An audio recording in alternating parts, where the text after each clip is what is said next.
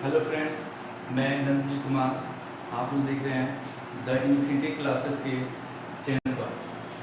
देखिए, आज हम चर्चा करेंगे इतिहास पर चर्चा करेंगे, जिसका हम लोग अतीत के अध्ययन को क्या कहते हैं, इतिहास कहते हैं।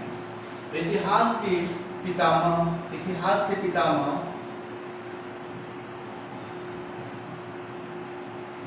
हेरोडोटस को कहते हैं। इतिहास के पितामह को हेरोडोटस कहते हैं। इतिहास के पितामह को हेरोडोटस कहते हैं। और इतिहास की परिभाषा सुन लीजिए। इतिहास की परिभाषा, अतीत के अध्ययन को इतिहास कहते हैं। क्या कहते हैं?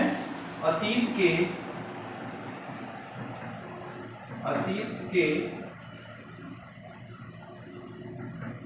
अध्ययन को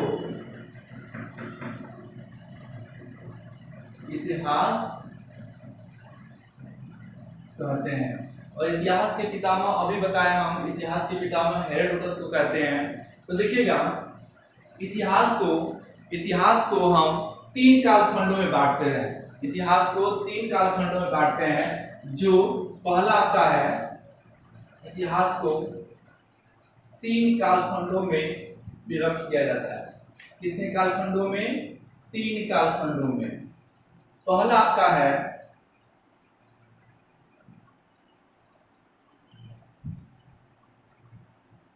प्रागैतिहासिक, और दूसरा है अर्ध ऐतिहासिक।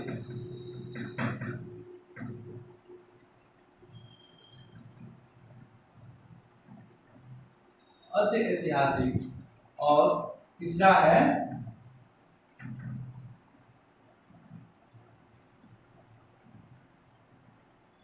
ऐतिहासिक। आप लोग बारी बारी से हम लोग आपको बताएंगे कि प्राग ऐतिहासिक क्या है और अर्ध ऐतिहासिक क्या है और ऐतिहासिक क्या है। ठीक है?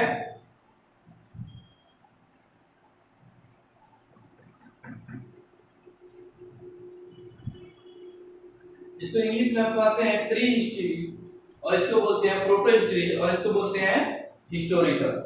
तो देखिएगा, इसमें हम बताएंगे इतिहास को तीन कालखंडों में बांटा गया है, जिसमें पहला है प्राग ऐतिहासिक। प्राग ऐतिहासिक में हम देखते हैं कि इसमें पुरातात्विक चीज, इसमें खुदाई के दौरान क्या मिला है? पुरातात्विक चीज, पुरातात्विक। और इसमें भी क्या मिला है? पुरातात्विक मिला है। और इसमें भी क्या मिला है? पुरातात्विक। ठीक है? तो आगे बढ़ते हैं। इस प्राग ऐतिहासिक में कोई भी लिखित साक्ष्य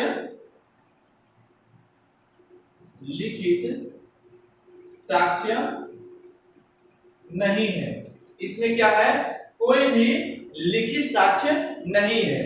और इसमें हम देखते हैं, इसमें अर्ध ऐतिहासिक में इसमें लिखित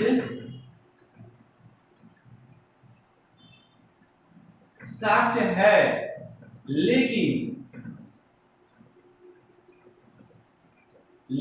इसे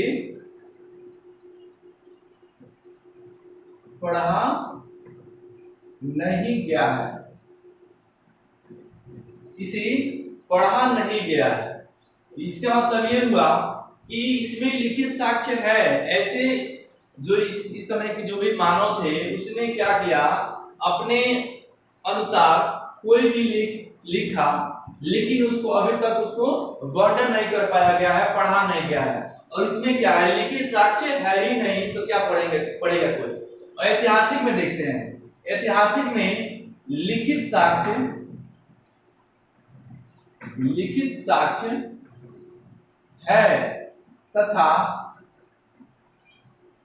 इसे पढ़ा भी गया है। इसे पढ़ा भी गया है। अब हम आगे देखते हैं, इसमें कोई भी लिखित साक्ष्य नहीं है प्री हिस्ट्री में। अब आगे देखते हैं प्राग ऐतिहासिक को हम लोग पाषाण काल के नाम से भी जानते हैं। क्या जानते हैं इसको? पाषाण काल के नाम से भी जानते हैं, क्योंकि इसमें पत्थरों के क्या थे? औजार बना हुआ करता था। इसमें पत्थरों का औजार था। और इसमें क्या है? इसमें हम लोग अध्य इतिहास में पढ़ेंगे सिंधु सभ्यता,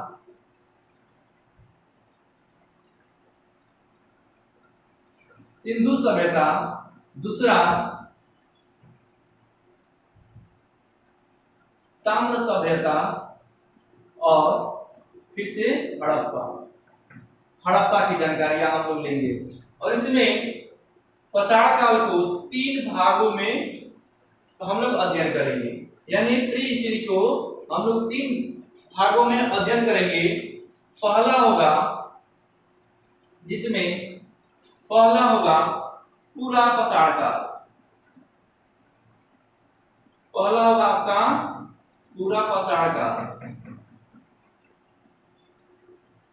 और दूसरा होगा मध्य पाषाण काल,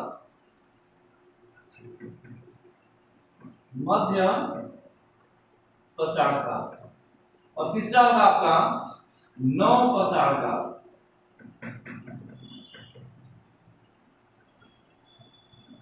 ये होगा आपका नव पाषाण काल। ये था पहला क्या? पूरा पाषाण काल, और ये है मध्य पाषाण काल, और ये है नव पाषाण काल। अब फिर हम आगे बढ़ते हैं ऐतिहासिक काल में। ऐतिहासिक काल को भी हम लोग कई खंडों में विभाजित किया जाता है, कई खंडों में हम लोग अध्ययन करते हैं।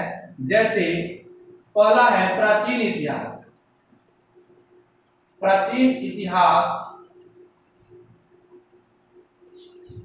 दूसरा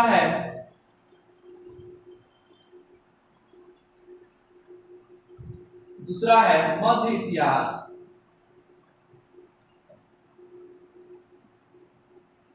तीसरा है आधुनिक इतिहास,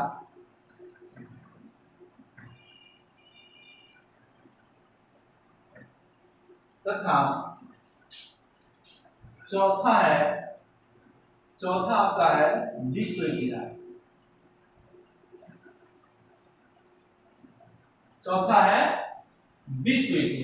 इसको हम बारी से हम लोग चर्चा करेंगे। प्राचीन इतिहास क्या है, मध्य इतिहास क्या है, आधुनिक इतिहास क्या है, विश्व इतिहास क्या है, सब हम आगे एक सीक्वेंस में हम लोग चर्चा करेंगे। सबसे पहले हम देखते हैं पहला प्राग ऐतिहासिक में हम लोग पढ़ेंगे क्या? पाषाण काल, स्टोन एज।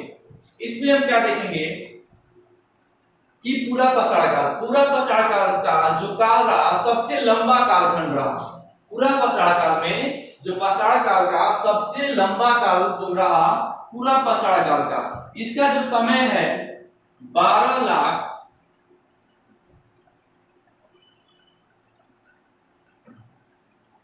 20 से 12,000 BC तक। इसका जो समय रहा 12 लाख BC से 12,000 BC तक। BC का मतलब क्या होता है? ईसा पूर्व, बिफोर क्रिस्ट। BC का मतलब क्या होता है? बिफोर क्रिस्ट होता है। अब हम देखते हैं इसको कि पूरा पाषाण काल में क्या क्या हुआ था, इसमें क्या, कौन से मानव कहां से आए थे, क्या, इस सब हम एक एक करके पढ़ेंगे। तो पूरा पाषाण काल में हम लोग देखते हैं, पूरा पाषाण काल में मानव क्या था? मानव खानाबदोश था।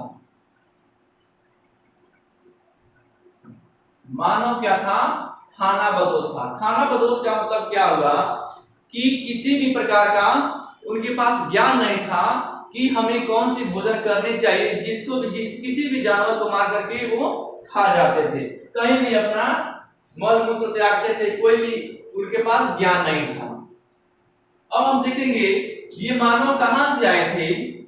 ये जो मानव थे, ये मानव कहां से आए थे? ये मानव अफ्रीका से आए थे। ये कहां से आए थे?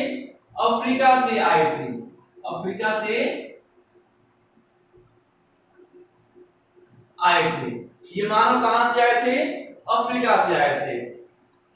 अब देखिएगा, इसी पूरा प्रसार काल में मानव ने एक सबसे अच्छी चीज का आविष्कार किया, यानी खोज किया। मानव ने सबसे पहले किसका खोज किया जी? आग का खोज किया। ये मानव ने सबसे पहले आग का खोज किया, जिसे हम आज आग के द्वारा हम किसी भी प्रकार का भोजन या कोई भी कार्य को सावधानी पूर्वक या किसी भी कार्य को हम लोग अच्छे से अंजाम देते हैं। ये पूरा पाषाण काल में आग की खोज हुई। अब हम देखते हैं क्या मध्य पाषाण काल। तो मध्य पाषाण काल में देखने के लिए हम लोग क्या करते हैं, थोड़ा सा इसको हम लोग मिटाते हैं।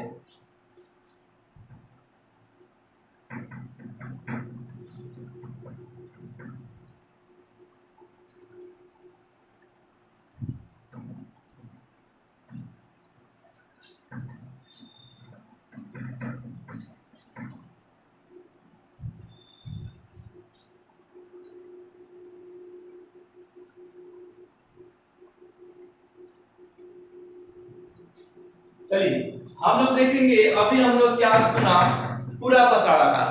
पूरा पाषाण काल में ही मानव क्या था? खाना बदोश था। और पूरा पाषाण काल में मानव आखेट करके भोजन अपना प्राप्त करता था। हम लोग क्या पढ़ा है पूरा पाषाण काल में? मानव ने आग की खोज की, मानव अफ्रीका से आए थे और मानव खाना बदोश थे और मानव क्या थे? आग की खोज की, इसी पूरा पाषाण काल में। और मानव आखेट करते थे। क्या करते थे? आखेट करते थे। वो आखेट करके अपने भोजन को प्राप्त करते, किसी भी जानवर को क्या करते थे? मार करके अपना भोजन बनाते थे। अब हम पढ़ेंगे क्या? मध्य पाषाण काल। क्या पढ़ेंगे? मध्य पाषाण काल। मध्य पाषाण काल। मध्य पाषाण काल। तो मध्य पाषाण काल का जो समय रहा आपका 12,000 बीसी से 5,000 बीसी तक। ये क्या रहा? 12,000 बीसी से 5,000 बीसी तक। ये मध्य पाषाण का समय रहा। आपको पहले ही बता दिए थे कि पाषाण काल का जो सबसे लंबा काल रहा वो था पूरा पाषाण काल। वो कौन सा था? पूरा पाषाण काल, जिसमें मानव ने आग का खोज किया। अब हम देखते हैं कि मध्य पाषाण काल में क्या क्या मानव के द्वारा कार्य की गई। तो मानव ने क्या किया मध्य पाषाण काल में? मध्य पाषाण काल में मानव ने पहले अंत्योष्टि कार्यक्रम शुरू किया। अंत्योष्टि कार्यक्रम। अंत्योष्टि कार्यक्रम का मतलब ये हुआ कि उस समय मानव ने अपने मृत शरीर को, जो भी उनके समय में जो मृत होता था, उनको क्या करते थे? उनको दफनाने का कार्यक्रम शुरू किया। यानी हिंदू धर्म में 16 कार्यक्रम हुआ करता है, 16 संस्कार होता है हिंदू धर्म में। उसी में भी एक अंतिम संस्कार है अंत्योष्टि का संस्कार, ठीक है, जिसमें मानव द्वारा अंतिम संस्कार की क्रिया करता है। अब हम देखते हैं मानव ने मध्य पाषाण में मानव का जो हथियार था, जो पत्थरों के द्वारा औजार बनाए थे अपने भोजन को आखेट करने के लिए, भोजन प्राप्त करने के लिए, तो ये मध्य पाषाण काल में ये हथियार क्या हो गया? छोटा हो गया। ये हथियार छोटा हो गया, जिसको हम लोग कहते हैं माइक्रोलिथ।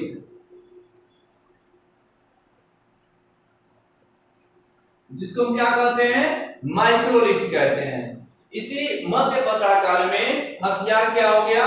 छोटा हो गया, जिसे हम माइक्रोलिथ कहते हैं। जो भी पत्थरों का औजार बड़ा बड़ा था वो क्या हो गया?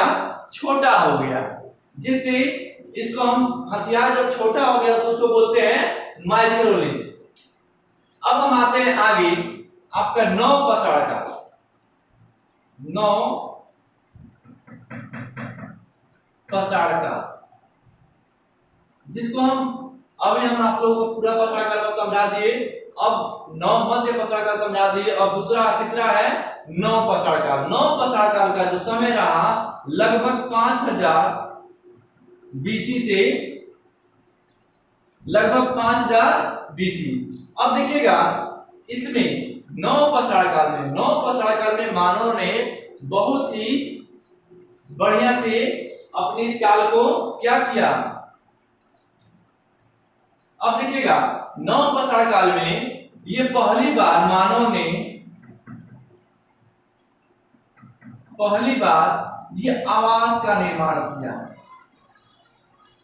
क्या बनाया? ये मानव ने पहली बार आवास का निर्माण किया। इसी नौ पसार काल में मानव ने पहली बार आवास का निर्माण किया। अब उसके बाद से इसने मानव ने पहला पालतू जानवर,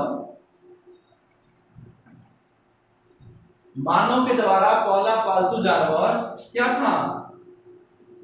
कुत्ता था। क्योंकि कुत्ता क्या होता है, किसी व्यक्ति के साथ अगर एक दिन भी रह जाए तो उसे वो लगाव रख लेता है और जहां भी वो जाते हैं वहां भी साथ साथ रहता है। इसीलिए उन्होंने क्या किया, मानव के द्वारा ये पहली जानवर जो पालतू जानवर था, पहली पालतू जानवर क्या था? कुत्ता था। अब देखेंगे मानव के द्वारा पहली बार खेती मतलब कृषि, मानव ने पहली बार कृषि किया। इसी नौ पसार काल में मानव ने पहली बार कृषि किया। वो कृषि कितने ईसा पूर्व में किया?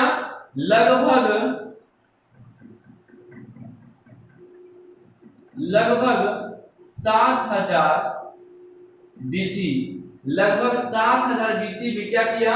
ये मानव ने कृषि करना शुरू किया। वो पहला कृषि कहां पर किया गया?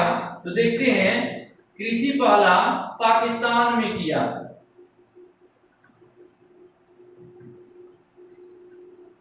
पहली बार कृषि पाकिस्तान में किया, जो कि पाकिस्तान की मेहरगढ़ में है। पाकिस्तान की मेहरगढ़ में है। और मेहरगढ़ कहां है? सुलेमान तथा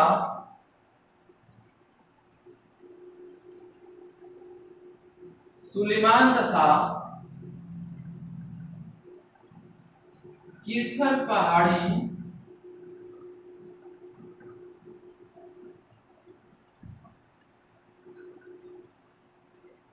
ये मेहरगढ़ कहां है? सुलेमान तथा किरथर पहाड़ियों के मध्य में स्थित है। यही मेहरगढ़ है। तो पहला कृषि क्या था? गेहूं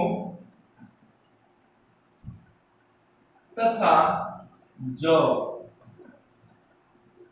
मानव ने पहली कृषि किसका किया था? गेहूं तथा जौ। मानव ने पहली बार किसका खेती किया? गेहूं तथा जौ का। अब हम लोग देखते हैं, अब हम देखेंगे मानव ने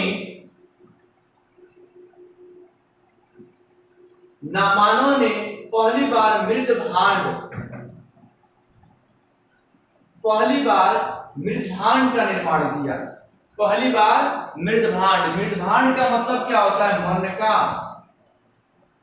मनका यानी मिट्टी से बना हुआ बर्तन को मृदभांड कहा जाता है। और ये मृदभांड किस रंग का था? उस समय उनके पास किसी भी रंगों की पहचान नहीं थी। तो ये मृदभांड क्या था? एक गेरू वर्णीय। ये मृदभांड किस रंग का था? गेरू वर्णीय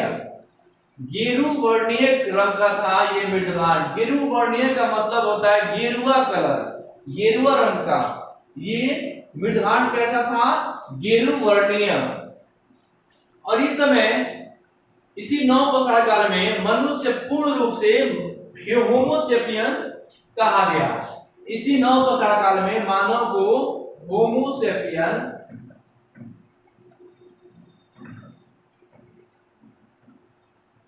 होमोसेपियंस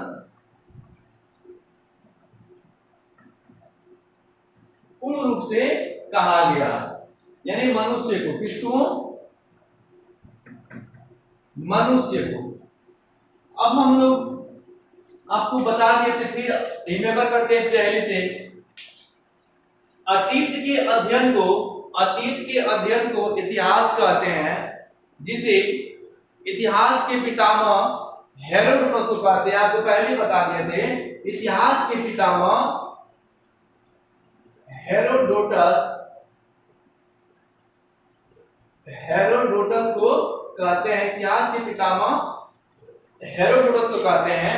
और इतिहास को 3 कालखंडों में बांटा जाता है। इतिहास को 3 कालखंडों में बांटा जाता है, जिसमें पहला था प्री हिस्ट्री, दूसरा है प्रोटो हिस्ट्री और तीसरा है हिस्टोरिकल। हिंदी में बताते हैं आपको प्राग ऐतिहासिक, और उसके बाद से अद्य ऐतिहासिक, और तीसरा क्या था? ऐतिहासिक। तो जिसमें हम लोग प्री हिस्ट्री में पढ़े थे, प्राग ऐतिहासिक में पढ़े थे, मानव के पास पुरातात्विक आर्कियोलॉजी प्राप्त हुए उस पूरा पाषाण काल में, प्राग ऐतिहासिक में, और उसमें लिखित स्रोत कोई नहीं है। प्राग ऐतिहासिक में लिखित स्रोत कोई नहीं है, केवल हम लोग पुरातात्विक चीजों का अध्ययन कर सकते हैं। और दूसरा है अद्य ऐतिहासिक में आपको हम बताए थे कि इसमें लिखित स्रोत है लेकिन पढ़ा नहीं गया। इसमें लिखित स्रोत है लेकिन पढ़ा नहीं गया है। और उसके बाद से ऐतिहासिक था। ऐतिहासिक में लिखित स्रोत है भी और आसानी से पढ़ा भी गया है। अब हम लोग आगे देखते हैं कि प्राग ऐतिहासिक में मानव क्या था? प्राग ऐतिहासिक को स्टोन एज के नाम से जानते हैं या पाषाण काल के नाम से जानते हैं। उसके बाद से फिर आते हैं दूसरा नंबर अद्य ऐतिहासिक में। अद्य ऐतिहासिक में हम लोग ताम्र युग पढ़ेंगे, सिंधु सभ्यता पढ़ेंगे और हड़प्पा पढ़ेंगे, ठीक है ना। और फिर ऐतिहासिक काल में आपको बताए थे, ऐतिहासिक काल को भी हम लोग कई कालखंडों में बांटते हैं, जैसे प्राचीन इतिहास, मध्य इतिहास, आधुनिक इतिहास और विश्व इतिहास। इसमें आप लोग कहीं मिलेगा नेहरू का, ठीक है ना। तो नेहरू काल को भी हम आगे समझा देंगे।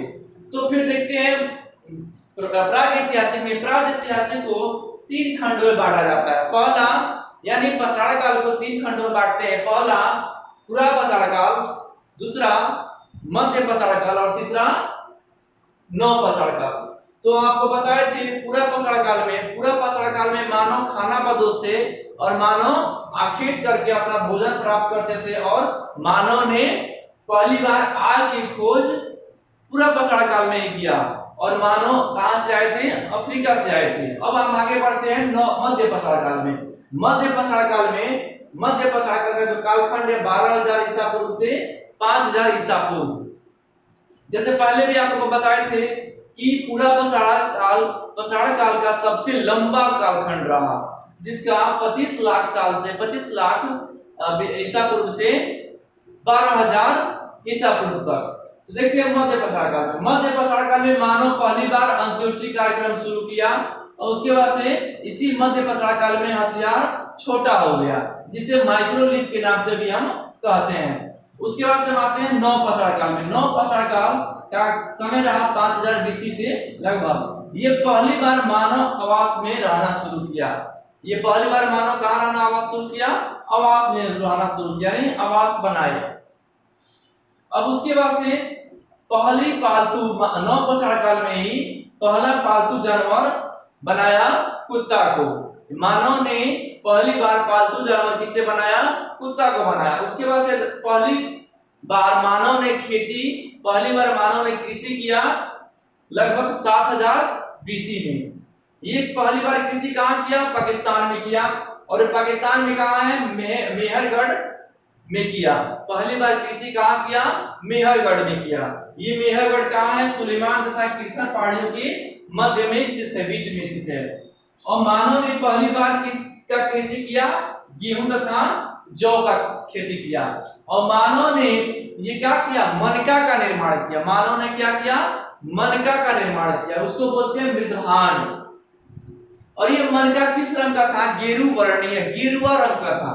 और मानव को पूर्ण रूप से होमोसेपियंस कहा गया नवपाषाण काल में।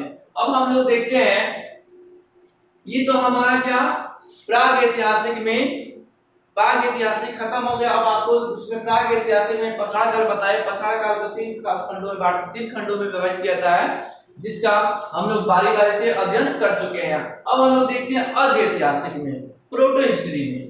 अब हम लोग कहां देखते हैं? प्रोटो हिस्ट्री में।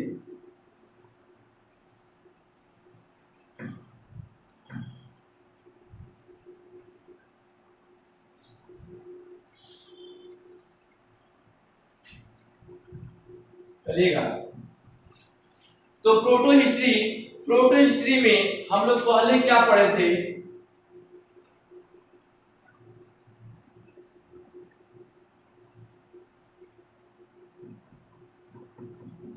अर्ध ऐतिहासिक में, प्रोटो हिस्ट्री में, अर्ध ऐतिहासिक में हमने बताया था सिंधु सभ्यता,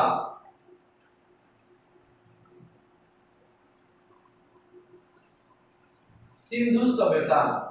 क्या बताए थे हम? सिंधु सभ्यता। तो सिंधु सभ्यता को हम लोग पढ़ेंगे बारी बारी से। तो सबसे पहले देखेंगे हम लोग मानचित्र बनाते हैं भारत का।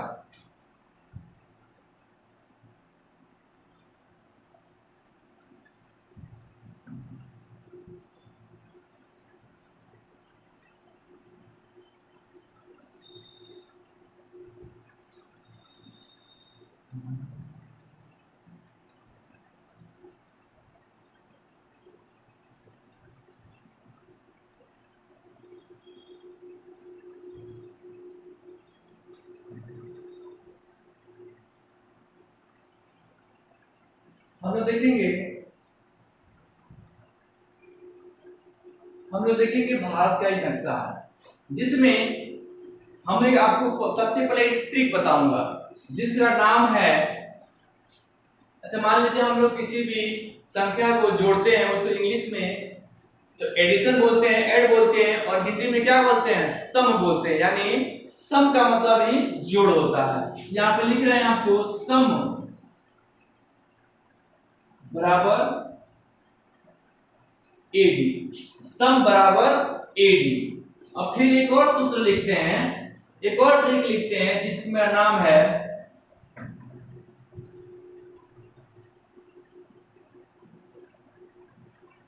डच है पर, डच है पर भारत में नहीं। लेकिन हम लोग इसी का हमारा काम है। सबसे पहले हम लोग देखेंगे ये क्या है? स्थान है, और ये क्या है? नदी। ये हमारा क्या है? स्थान है, और ये है नदी। तो देखेंगे आपको, चलिए सबसे पहले हम लोग स्थान के बारे में चर्चा करेंगे। सबसे पहले हम स्थान के बारे में चर्चा करेंगे। तो ये स से क्या हो जाएगा? स से सुत का गेंडो, स से सुत का गेंडो, सुत का गेंडो, स से सुत का गेंडो, जिसमें ये सुत का गेंडो सबसे पश्चिमी क्षेत्र है। सबसे क्या है? पश्चिमी क्षेत्र है, वेस्टर्न क्षेत्र है, वेस्टर्न एरिया है। ये सुक्का गेंडो सबसे पश्चिम है। हालांकि हम लोग नक्शा के बारे में अध्ययन आगे करा देंगे। ये जो ऊपर वाला हिस्सा है, ये उत्तर का हिस्सा है, और नीचे कौन सी हिस्सा है? दक्षिण का है। और ये हमारा क्या है? पूरब का है। क्या है? पूरब है, और ये तो हमारा पश्चिम है।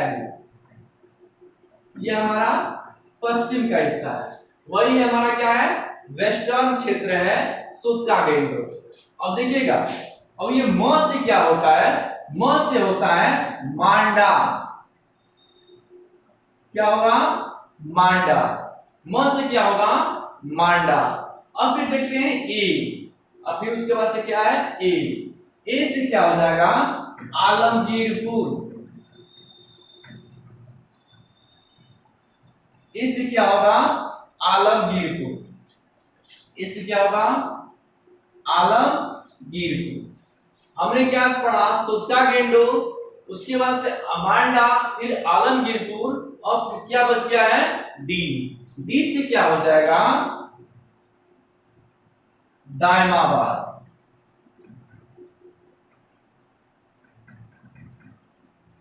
डी से क्या हो जाएगा, दायमाबाद। तो हम लोग देखते हैं इस स्थान को हमने पढ़ लिया। स से सुक्का गेंडोर, म से मांडा, ए से आलमगीरपुर और डी से दायमाबाद।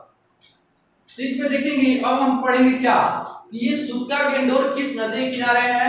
कई बार एग्जाम में पूछ देता है कि बताएं सिंधु सभ्यता के समय ये सुक्का गेंडोर जो खुदाई करने के समय प्राप्त हुई सुक्का गेंडोर, तो सुक्का गेंडोर किस नदी के किनारे है, या फिर मांडा किस नदी के किनारे है, या फिर आलमगीरपुर किस नदी किनारे है और किस जगह पर है।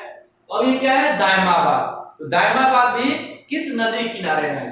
तो हम एक एक करके देखेंगे। ये स से क्या था, सुक्का गेंडोर। अब फिर हम लोग देखेंगे नदी में, ड से क्या हो जाएगा, डास्क नदी। क्या हो जाएगा, डास्क नदी। क्या हो जाएगा, डास्क नदी। ये आपका सुक्का गेंडोर डास्क नदी के किनारे है। और फिर च से क्या हो जाएगा, चिनाब नदी। ये आपका मांडा चिनाब नदी पर स्थित है। और फिर क्या है, आलमगीरपुर। आलमगीरपुर किस नदी किनारे है, हिंडन नदी किनारे है। ये आलमगीरपुर हिंडन नदी किनारे है। आलमगीरपुर किस नदी किनारे है, हिंडन नदी किनारे है। अब फिर से देखते हैं लास्ट में क्या है, पर से क्या हो जाएगा, प्रवरा। ये क्या हो जाएगा, परवरा। लेकिन कभी कभी आपको दे देगा गोदावरी। गोदावरी इसलिए देगा क्योंकि प्रवरा अगर ऑप्शन में नहीं होगा, मान लीजिए पूछ देगा कि दायमाबाद, ये दायमाबाद किस नदी किनारे है, तो आपको आपके ऑप्शन में अगर प्रवरा नहीं होगा तो गोदावरी होगा। तो गोदावरी पर ट्रिक कीजिए, क्योंकि ये प्रवरा गोदावरी की क्या है, सहायक नदी है। ये प्रवरा क्या है, गोदावरी की सहायक नदी है। अब हम लोग देखते हैं इसमें इसका जो आकार था, आकार ये त्रिभुजाकार है। ये सिंधु सभ्यता का जो आकार है ये किस आकार का है, त्रिभुजाकार है। ये किस आकार का है, त्रिभुजाकार है। अगर आपसे पूछ देगा कि सिंधु सभ्यता का क्षेत्र कितना दूर तक विकसित था, तो आप लोग लिखिएगा 13 लाख किलोमीटर स्क्वायर। अगर आकार पूछ देगा, आकार, तो क्या लिखिएगा, त्रिभुजाकार। क्या लिखिएगा, त्रिभुजाकार लिखिएगा। इसका आकार कैसा था, त्रिभुजाकार था, ठीक है ना। अगर आपका एरिया पूछेगा तो क्या करिएगा, 13 लाख वर्ग किलोमीटर। अगर आकार पूछेगा तो त्रिभुजाकार। ये तो आप लोग समझ गए कि डास्क नदी के किनारे सुक्का गेंडोर है, और मांडा चिनाब नदी किनारे है, और आलमगीरपुर हिंडन नदी किनारे है, और दायमाबाद प्रवरा या गोदावरी नदी किनारे है। ठीक है, ये आप लोग अच्छे से नोट कर लीजिएगा, क्योंकि ये क्या है, ट्रिक है, सम बराबर एड। सम मतलब भी जोड़ बोलते हैं और एड का मतलब भी जोड़ होता है। इसी और इसी स्थान का ये नदी का ट्रिक है, जो इस स्थान के बगल में बहती है। इस नदी का नाम है डच है पर। सुक्का गेंडोर डास्क नदी पर है, मांडा चिनाब नदी पर है, आलमगीरपुर हिंडन नदी किनारे है, और दायमाबाद प्रवरा नदी किनारे है। ठीक है ना। और इसी आलमगीरपुर के बगल में एक और चीज है जिसे हम देखते हैं। अब हम लोग देखते हैं आगे हम लोग देखेंगे कि ये पुरातात्विक चीज की जनक कौन है, और किसने विश्व का पुरातत्व के जनक कौन है, और भारत के पुरातत्व के जनक कौन है, इसके आगे हम लोग देखते हैं। इसको नोट कर लीजिएगा।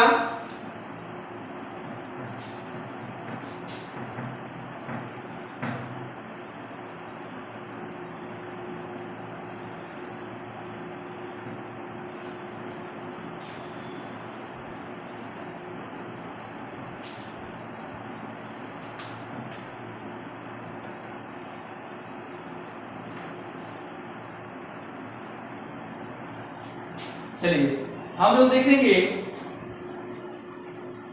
पुरातात्विक चीज। अभी आप लोगों को बताए थे कि प्रागैतिहासिक में भी पुरातात्विक सामग्रियां मिली है और अर्ध ऐतिहासिक में भी पुरातात्विक सामग्री मिली है, और दूसरा क्या है आपका ऐतिहासिक में भी पुरातात्विक चीज मिली है। तो एक एक करके देखेंगे।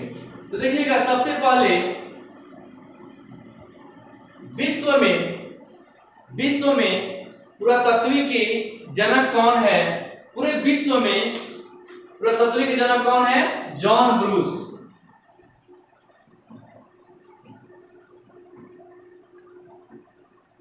विश्व में पुरातत्व के जनक कौन है? पूरे विश्व में कौन है? John Bruce. विश्व में पुरातत्व के जनक जॉन ब्रूस है। देखिएगा, अगर विश्व में पुरातत्व के जनक जॉन ब्रूस है तो फिर भारत में भी होंगे। भारत में पुरातत्व के जनक कौन है? भारत में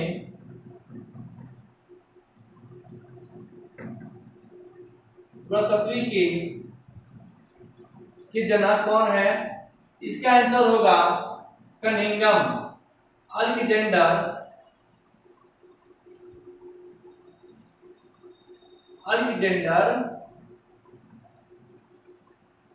कनिंघम। ये तो हम लोग जान गए कि भारत में पुरातत्व के जनक अलेक्जेंडर कनिंघम, यानी कनिंघम को क्या कहते हैं? भारत के पुरातत्व के जनक कहते हैं। फिर देखिएगा कि भारत में पुरातत्व के जनक कनिंघम को कहते हैं और विश्व में जॉन ब्रूस को कहते हैं। लेकिन देखिएगा, विश्व में पुरातत्व के संग्रहालय कहाँ है? विश्व में पुरातत्व का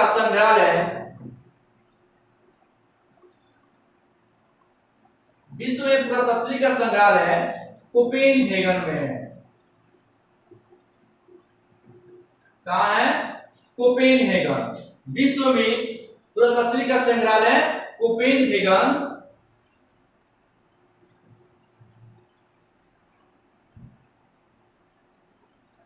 संग्रहालय कहाँ है? कोपेनहेगन में है। ये कोपेनहेगन में है। ये कहाँ है? कोपेनहेगन में, डेनमार्क में। कहाँ है? डेनमार्क में है। ये कहाँ है? डेनमार्क। डेनमार्क का मतलब यूरोप में है। कहाँ है? यूरोप में है। अब फिर हम आगे बढ़ते हैं। आपने तो बता दिया क्या? विश्व का। ये विश्व में संग्रहालय पुरातत्व का विश्व में, ये हमने क्या पढ़ा था? विश्व में पढ़ा है। अभी जब विश्व में संग्रहालय कोपेनहेगन संग्रहालय है, विश्व का जो संग्रहालय है कोपेनहेगन संग्रहालय है, ये डेनमार्क के यूरोप में है। और देखिएगा, जब विश्व में आपका कोपेनहेगन है तो फिर भारत में क्या होगा? भारत में मानव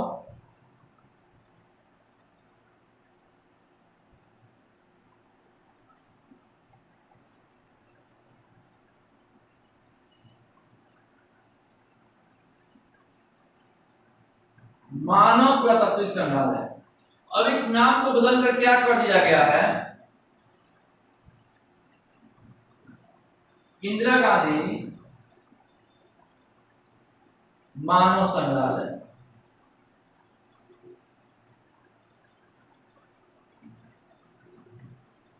इसको बदल कर क्या कर दिया गया है? इंदिरा गांधी मानव संग्रहालय। अब हम आगे देखते हैं कि यह मानव संग्रहालय कहाँ है? ये भारत का पुरातत्व संग्रहालय भारत में कहाँ है? तो भारत में कहाँ है? मध्य प्रदेश के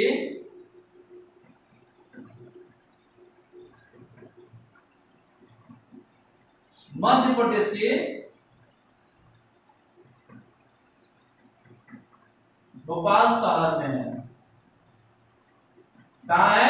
मध्य प्रदेश के भोपाल शहर में है मानव संग्रहालय। यानी, और ये भारत का आपको अभी बताए थे, भारत का जो पुरातत्विक का के जनक है वो कौन है? अलेक्जेंडर कनिंघम है। और विश्व के कौन है? जॉन ब्रूस है। अब हम लोग देखते हैं, आगे बढ़ते हैं। उसके बाद से फिर आए कौन? उसके बाद से क्रिश्चियन जॉन थॉमस आए थे। उसके बाद से उन्होंने त्रिविमीय क्या दिए थे? संरचना दिए, जिसमें